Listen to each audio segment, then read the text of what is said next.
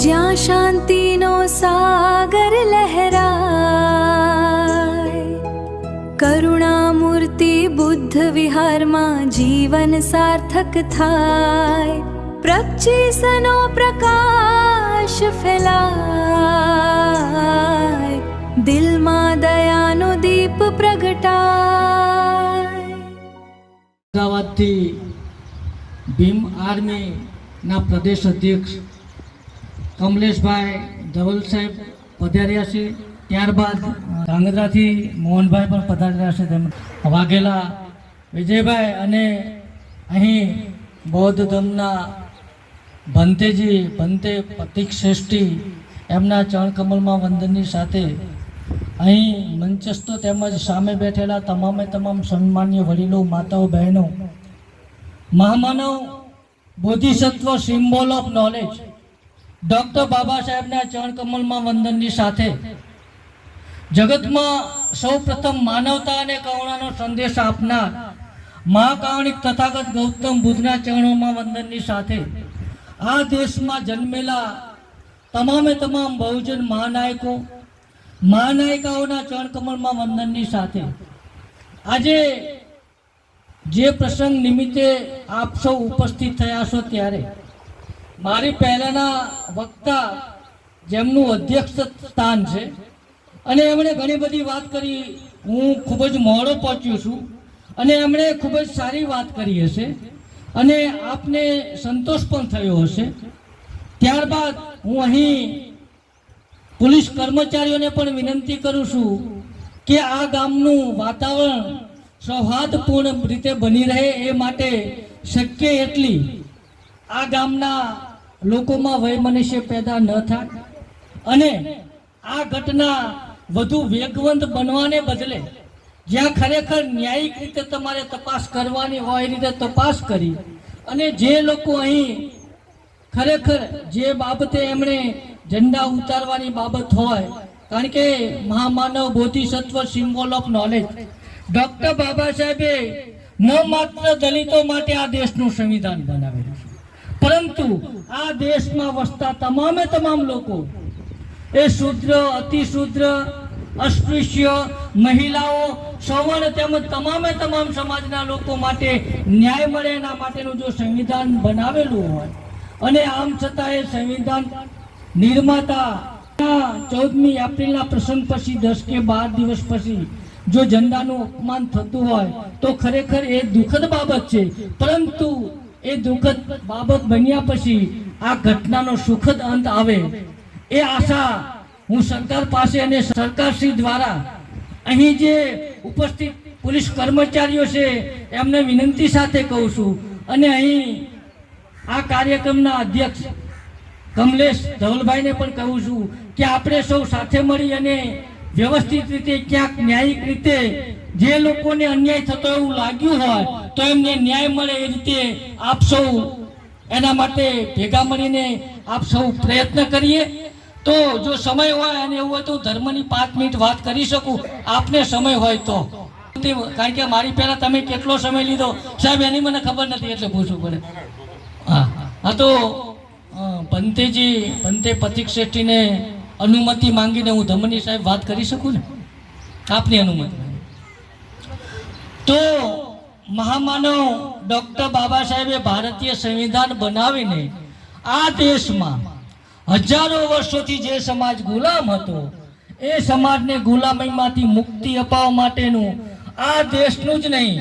પરંતુ સમગ્ર વિશ્વનું સૌથી અજોડ, અદ્વિતીય અને માનવીય મૂલ્યતા સભર જે સંવિધાન બનાવેલું છે, આમ છતાં ડૉક્ટર બાબા સાહેબને લાગ્યું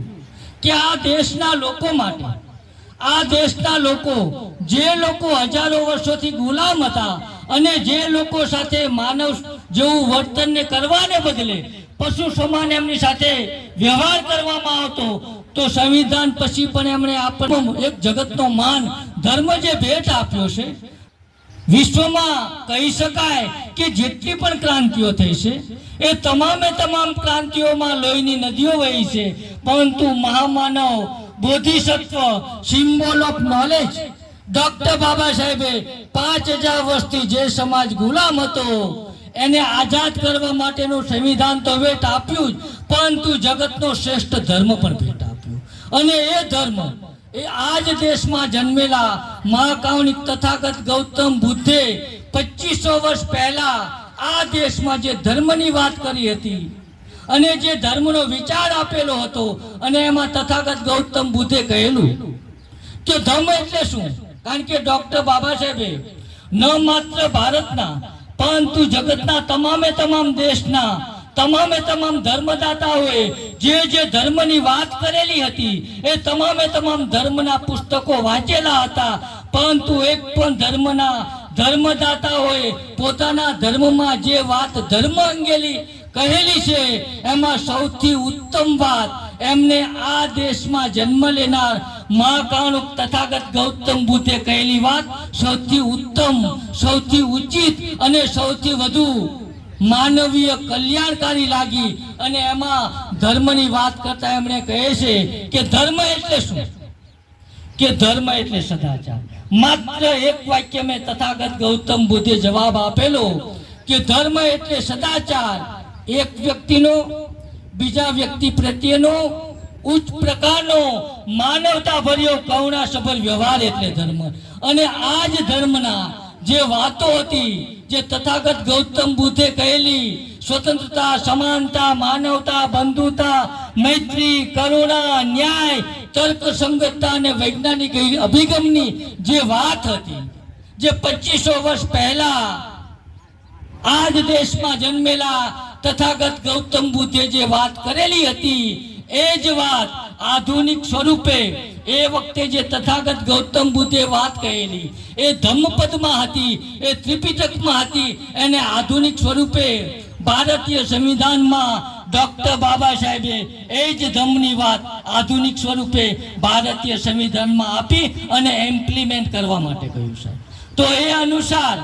આ દેશમાં સ્વતંત્રતા, સમાનતા, બંધુતા અને ન્યાય જે ભારતીય સંવિધાનમાં અમુકમાં લખેલું છે, તો પણ પત્રકારો ડોક્ટર બાબા સાહેબના આ સંવિધાન વિશે સવાલ કરતા હતા. ડોક્ટર બાબા સાહેબને જ્યારે ભારતીય સંવિધાન ભારતીય સંસદ સભા ને સુપ્રત કરીને બહાર આવે છે ત્યારે પત્રકાર એમને સવાલ કરે છે કે બાબા સાહેબ, તમે ભારતીય સંવિધાનના અમુકમાં સ્વતંત્રતા, સમાનતા, બંધુતા અને ન્યાયની વાત કહેલી છે એ તમે ફ્રાન્સની ક્રાંતિમાં લીધેલી છે? ત્યારે ડોક્ટર બાબા સાહેબે કહેલું કે ના, મેં જે ભારતીય સંવિધાનમાં આમુખમાં સ્વતંત્રતા, સમાનતા, બંધુતા અને જે ન્યાયની વાત લખેલી છે એ મારા આદર્શ, મારા શાસ્ત્રા, મારા ગુરુ મહાકારુણિક તથાગત ગૌતમ બુદ્ધના વિચારોમાંથી પ્રેરણા લઈને આપેલી છે. તો ડોક્ટર બાબા સાહેબને જે આ વાત હતી, જે વાત તથાગત ગૌતમ બુદ્ધની વાત હતી, અને તથાગત ગૌતમ બુદ્ધે ન માત્ર ભારતને પરંતુ સમગ્ર વિશ્વને સૌથી પહેલો માનવતા અને કરુણાનો સંદેશ આપેલો. તો તથાગત ગૌતમ બુદ્ધની આટલી વાત કરી અને મારી વાતને વિરામ આપું છું.